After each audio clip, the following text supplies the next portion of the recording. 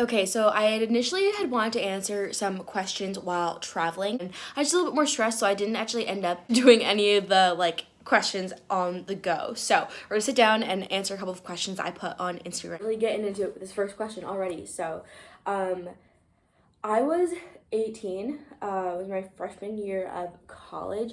I would say it wasn't necessarily anything like crazy, exciting, or romantic.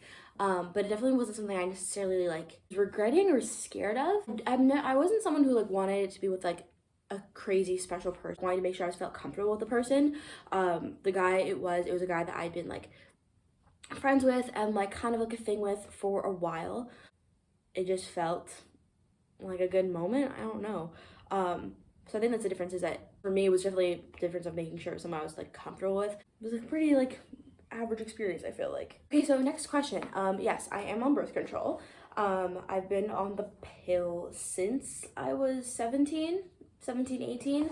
I had really bad periods growing up, so I went on it more so for that, because I had really bad cramps, and I have a really high pain tolerance, so me having terrible cramps that were so painful was a pretty big deal. I find I don't really feel like mine has many symptoms, and I definitely have gone on and off of different birth controls for a few years, always just the pill. And didn't there were some that I felt it definitely really greatly affected my mental health, so I definitely stopped taking those ones.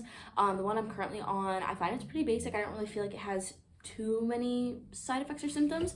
Obviously some of them have more symptoms where they help clear up your skin, they help more of the period bloating. I had one that for a while I literally just didn't get my period at all, and it did always kind of freak me out a little bit, I'm not gonna lie. And not because I was being crazy in the bedroom, but just my brain was why am I not getting my period? Definitely speak with your doctor and do your research on that, because every person, especially every woman, is so different. So one that works for me may be one that does not work for you and your body. I have thought recently about wanting to go on either an IUD or one of the little coil ones, more so because I just can't be bothered to remember to take it all the time. But then I know those ones also have you're supposed to keep them in for longer periods of time, and not to say I want to have kids anytime soon. Definitely within the next few years I would want to hopefully be in that conversation more, and I know those are long-term ones usually. So but yeah, currently on the pill. Enjoy it. It's pretty basic. Ooh, okay, top 5 fantasy books. This is fun because I feel I've been reading a lot more this year, but I feel I am still not full-fledged into any sort of genre. I definitely read a bit of fantasy, historical fiction, contemporary romance and whatnot. But I'd say there's a few series I love. I love the ACOTAR series, specifically book 3 and book 5, A Court of Wings and Ruin, and then A Court of Silver Flames. I really love those 2 books. One Dark Window, I think that is such an underrated book. I haven't read the second one yet, and I know it is one of I think small series, but I just loved the book. I thought it was easier to read than some fantasy books. I feel fantasy overall can be a bit complicated because you have to sit through chapters and chapters, usually of world building, before you can get into the meat of the story, and even then usually the story changes right away.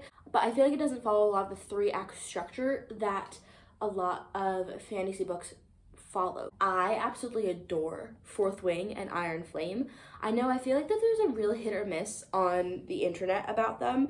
Some people complain about the writing, some people complain that's too much romance, or that it's cheesy, but I find it it's a fantasy book that's really easy to read, and it's fun to read. It's exciting and it's fun, and you're not crazy confused. But then if you stop and think about it, you can think about all these major breadcrumbs and whatnot that are through the whole book. And then when I tell you, my brain is constantly thinking of the theories that are happening within the book and what might happen next. So I think it kind of just depends on what style of fantasy you like, but I personally love that book.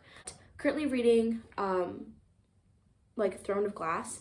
It's definitely not nearly as much romance as a lot of the fantasy books I have read, so I think that's a bit different. There's a lot of moving parts within this book.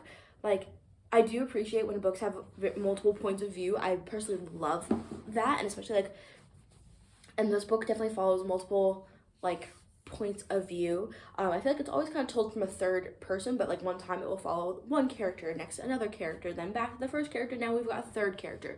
So I love when things are moving a lot. I don't know why, I think my ADHD appreciates that rather than one long flow. This one's kind of deep. So how do you find transition from like college to adult life through friendships.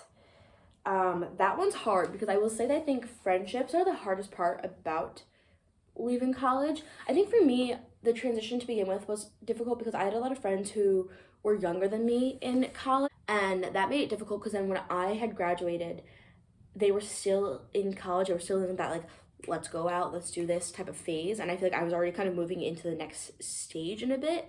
And I know that like first year was really tough because for various reasons, like I couldn't go out with my friends when they wanted to go out because they were going out like in a college town, and for reasons regarding my work, I couldn't go out at those same places. Definitely growing apart can be difficult.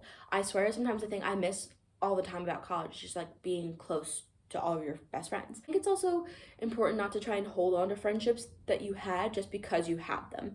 There's nothing wrong with growing apart from people, and then obviously it makes you sad. I know it makes me sad thinking of people who I was like nearly inseparable with in college who I barely talk to anymore, but that's gonna be for a reason. But I think that's the toughest part. But I think the thing is finding people who have similar interests with you is a great way to make friends. I know I've made a lot more friends at my gym.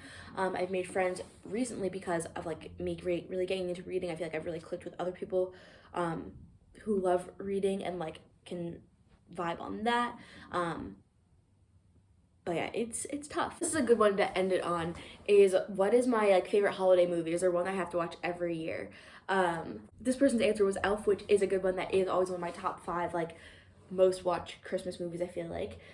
For me, I have to watch The Grinch Who Stole Christmas, like the Jim Carrey version. That is my Grinch through and through. The Polar Express, I have to watch Polar Express.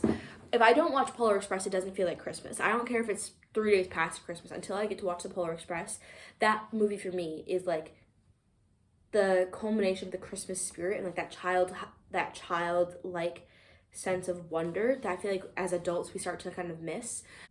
But my go-tos are always, yeah, the Polar Express, Elf, The Grinch Who Stole Christmas, Home Alone, the original one, and Klaus. Klaus has been one of my favorite more recent Christmas films. It came out I think in like 2018, 2019, and I just think it's a really interesting different take on the Christmas story. So those are probably my 5 most watched during the holiday season. And with that being said, I'm gonna get back to the rest of this Vlogmas. I think I'm a little bit behind, so I'm sorry about that for you guys if you've been watching, you know, on the days. But with the travel, it just got a little bit chaotic. You'll be seeing another couple of uploads from me before Christmas, but yeah, all right, goodbye.